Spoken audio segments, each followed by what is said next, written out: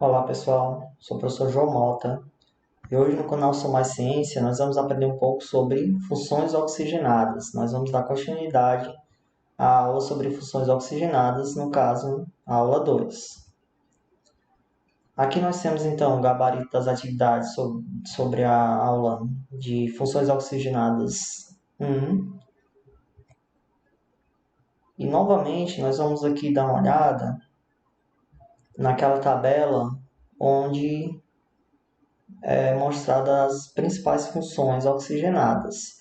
E na aula de hoje, nós vamos então trabalhar as funções éter, aldeído e cetona. As funções oxigenadas, como nós falamos, são aquelas que apresentam o átomo de oxigênio. Então, hoje nós vamos ver a função éter, aldeído e cetona. E na função éter, nós vamos ter um átomo de oxigênio entre carbonos. Esse vai ser, então, um modo de nós identificarmos no meio de uma estrutura ou dentro de uma estrutura a função éter, quando apresentar, então, um oxigênio entre carbonos.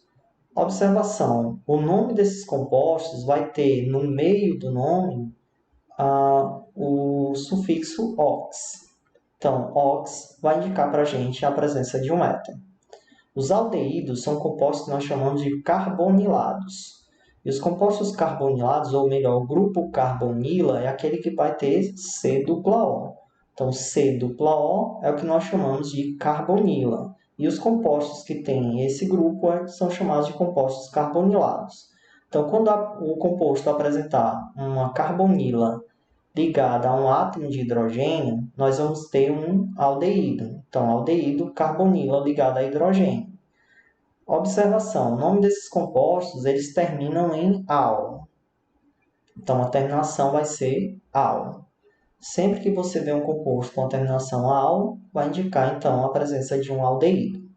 As cetonas são outro grupo, né? Uma outra função que tem um grupo carbonila, porém, essa carbonila vai estar no meio da cadeia, ou seja, entre carbonos.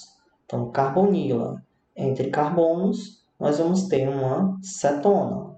E as cetonas, o nome das cetonas é terminado em ona. Então, ona, cetona, aldeído, ox, indica um éter. Exemplos. Então, exemplos de éter.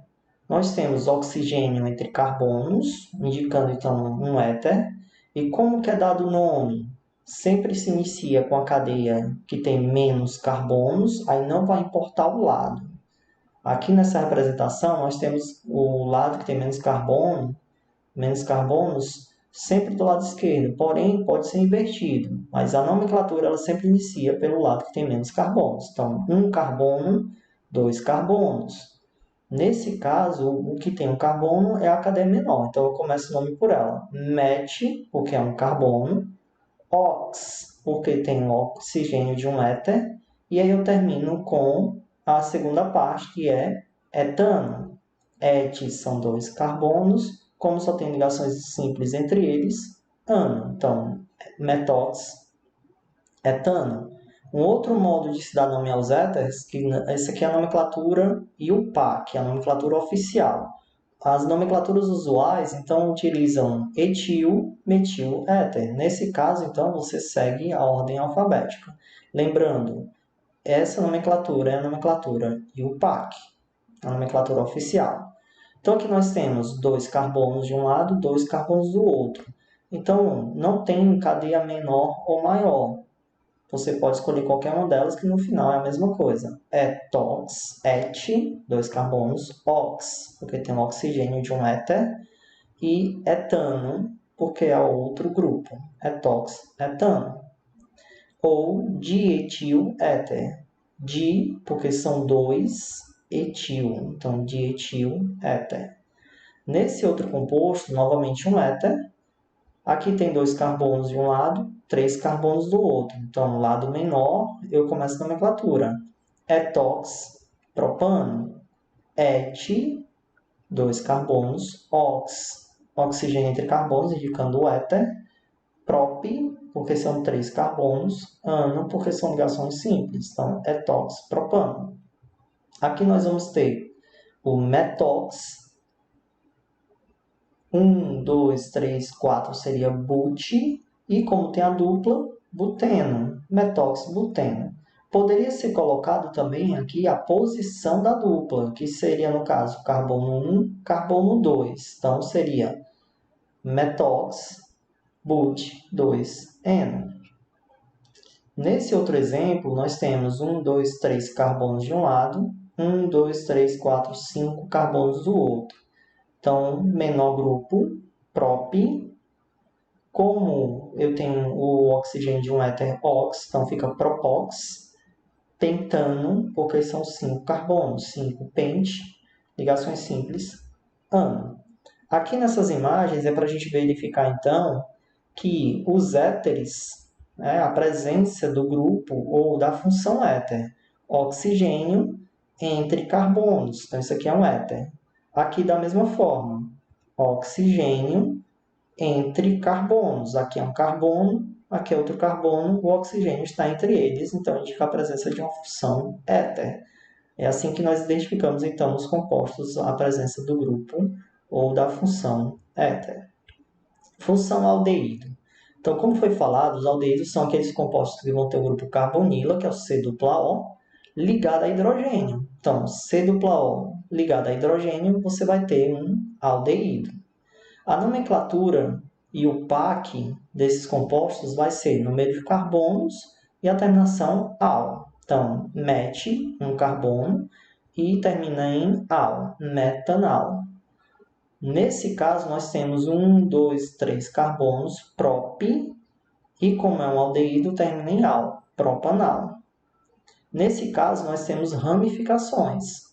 Carbono 1 sempre vai ser o carbono que tem um grupo aldeído. Então, aqui é o carbono 1, 2, 3. Então, nas posições 2 e 3, eu tenho o metil. Um carbono, um carbono. Então, metil. Como são 2 metil, eu coloco dimetil.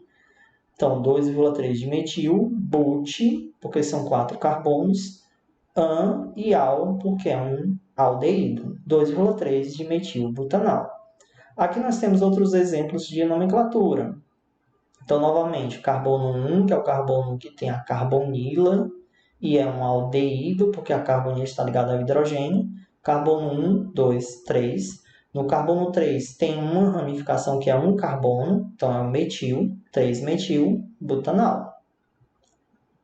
Nesse outro exemplo, da mesma forma, carbono 1, 2, 3, só que no carbono 3 eu tenho duas ramificações e cada uma é um metil. Então fica 3,3 de metil pente, porque são 1, 2, 3, 4, 5 carbonos na cadeia principal, e al de aldeído. Então, 3,3 de metil pentanal.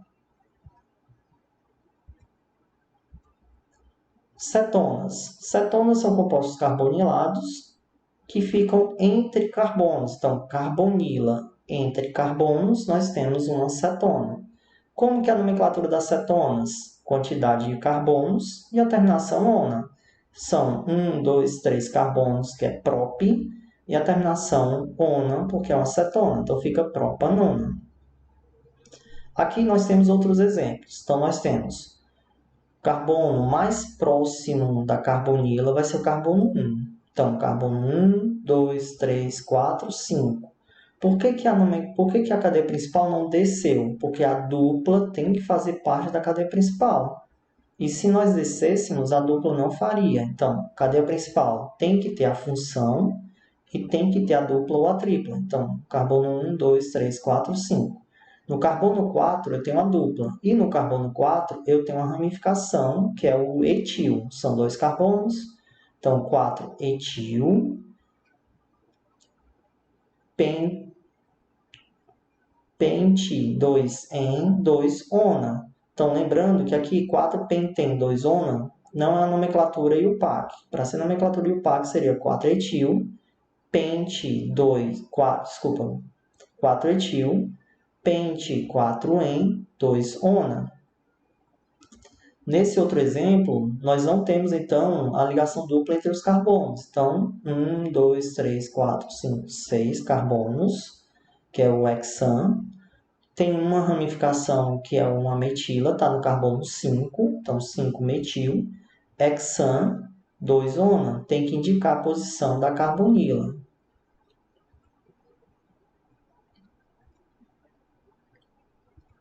Bem, pessoal, esse era o conteúdo da aula de hoje, é um conteúdo relativamente curto, para que na próxima aula então a gente veja mais algumas funções oxigenadas.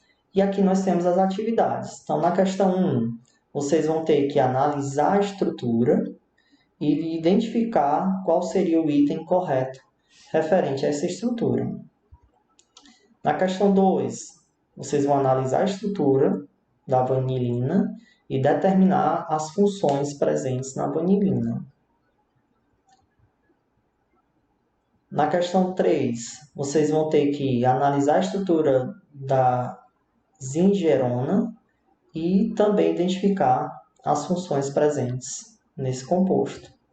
A questão 4 já é para vocês identificarem, então, qual seria a nomenclatura e o PAC para o composto apresentado. E na questão 5, vocês vão dar nomes a cada um dos compostos. Então, o composto do item A, B, C, D, E e F, em cada um deles você vai dizer o nome desses compostos. Então, era isso, pessoal. Não esqueçam. Assistam com paciência, revejam as informações se não entendeu de um modo, se não foi muito claro, então revejam a explicação para tentar compreender e boa sorte a todos. Um abraço.